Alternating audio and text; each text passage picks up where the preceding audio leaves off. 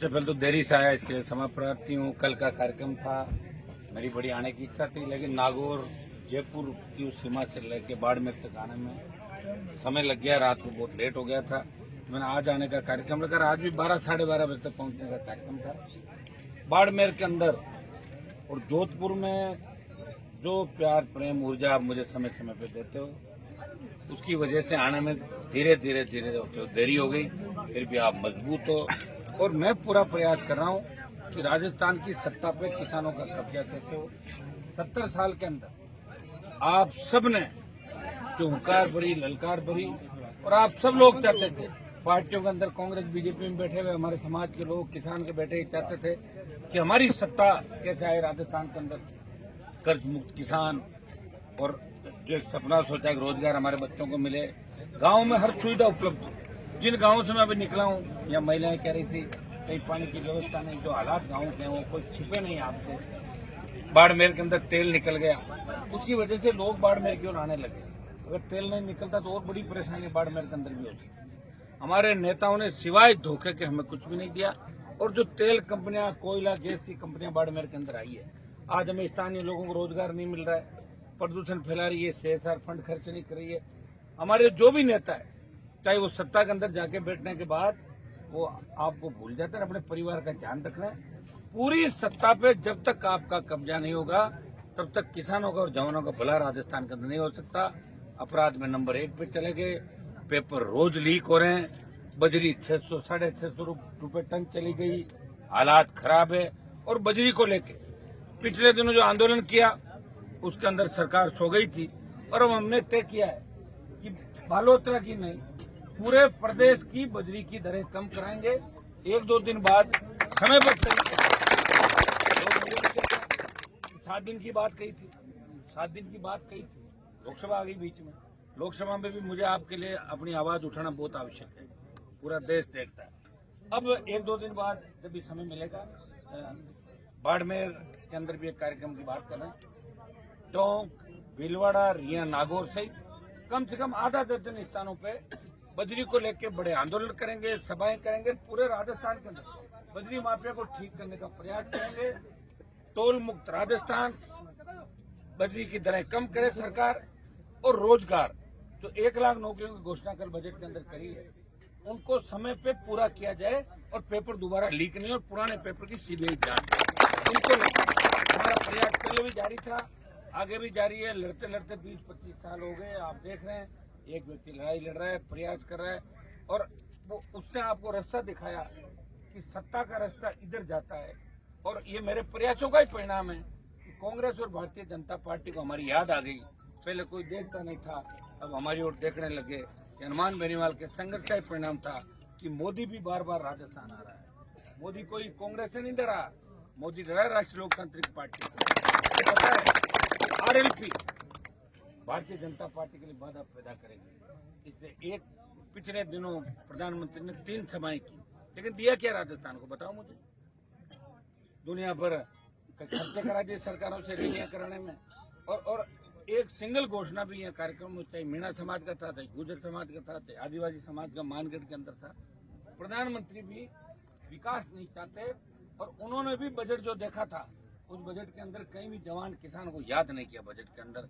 तो भाइयों, ये बड़ी विडम्बना है। इसको दूर कैसे करेंगे? सत्ता के अंदर आने से दूर करेंगे। सत्ता एकदम से तो आपको कोई देगा नहीं, सत्ता हमें कभी मिली भी नहीं। और हमारे अंदर भी आप देखिए, जैसे हम लड़ाई लड़ने के लिए खड़े हो गए, तो एक दूसरा तबका जो रिप्रेजेंट करता है, वो दलाल टाइप के पैसे वाले जो लोग हैं समाज के अंदर, वो एक अलग गुट बना के वो कहीं न कहीं समाज को बेचने का प्रयास भी करेंगे। समय समय पर समाज को बेचा गया था, आप इन बातों को अच्छी तरीके से जानते हो। एक बार आप मुझ पर भरोसा कर लो, वो ले जाके पूरी कौम को दिल्ली में बेच देगा, कहीं ले जाके 2 टिकट ले लेगा, कुछ पैसे लेकर आ जाएगा, कह देगा मैं ठेकेदार बन गया समाज का। ऐसे लोगों से भी आपको सावधान रहना है। सबसे बड़ी समझदारी इसी बात में कि आपको इस बात का ध्यान रखना है, कौन अपना है, कौन पराया। 40 साल कोई व्यक्ति अगर आपका शोषण करे, और 40 साल वो कह दे कि मैं तो सुधर गया, अब मैं ठीक हो गया, वो कभी ठीक नहीं हो सकता। ठीक शुरू से ही होता आदमी, तो शुरू से ठीक होता वही आखिर तक ठीक रहता है। तो वोट के लिए कुछ नहीं कर सकते, वोट के लिए समाज की याद आ जाती है, किसान की आ जाती है, किसी तरह की बातें करेंगे।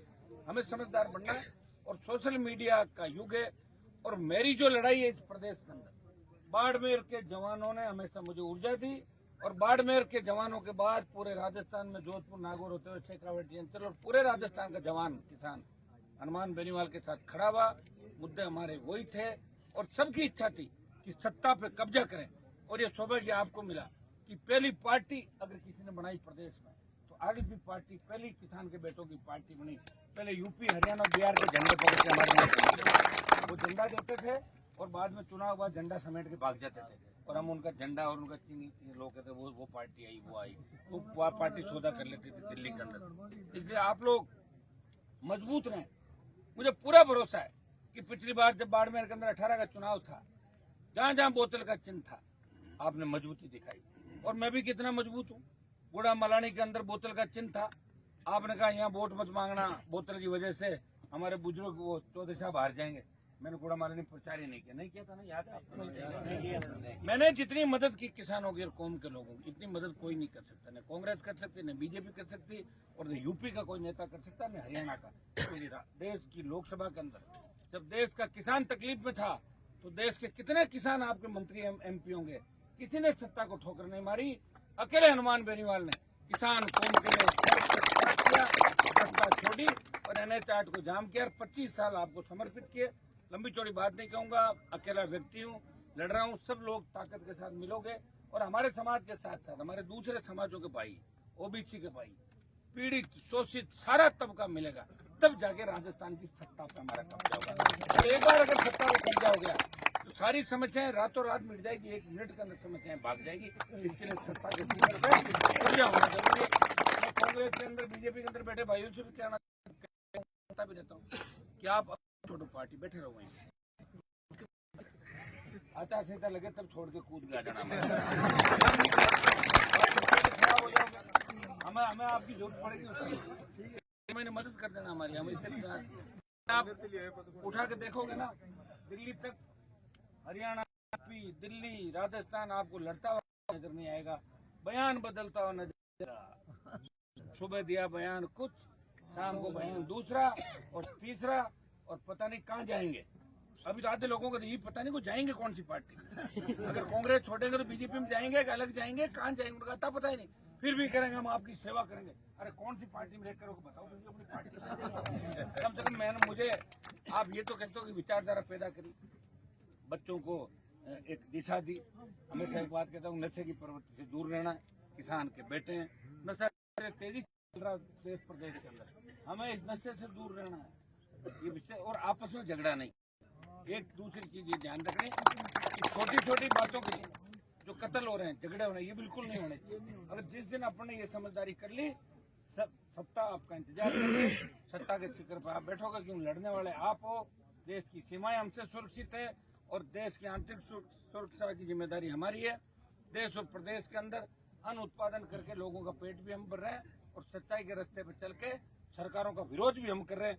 मोदी को भी अगर झुकाया तो हमने झुकाया और अग्निपथ के मामले में सेना को जो ठेके पे दिया है, अब भी मोदी को दोबारा अगर कोई झुकाएगा तो राजस्थान का जवान इस बार नेतृत्व करेगा और दिल्ली को घेरेंगे और अग्निपथ को वापस कराएंगे। बेनीवाल परिवार को मेरी ओर से शादी की बहुत बहुत शुभकामनाएं। बहुत और आप लोग मेरी